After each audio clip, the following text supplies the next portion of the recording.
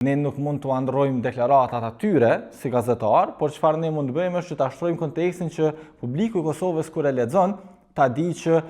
çfarë ka thënë Zakharova nuk është e vërtetë. Unë besoj se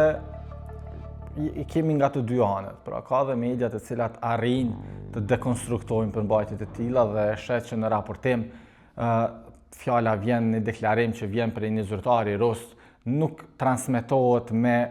copy-paste ajo se çfarë e thot ai, por gjithashtu i shtohet edhe konteksti, sepse ajo është shumë e rëndësishme dhe është një prej detyrave që ka gazetari sot. Ne nuk mund të androjmë deklaratat atyre si gazetar, por çfarë ne mund të bëjmë është që ta shtrojmë kontekstin që publiku i Kosovës kur e lexon ta di që çfarë ka thënë Zakharova nuk është e vërtetë.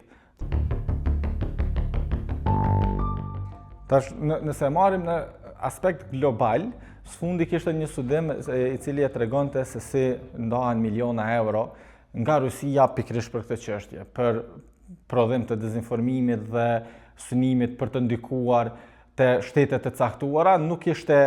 zona e Ballkanit Perëndimor në atë frymtim, por ishte Amerika Latine, Afrika, në ato pjesë ku ata në shtete të ndryshme duan ta shtrinë ose ta mbajnë ndikimin e tyre edhe nëpërmjet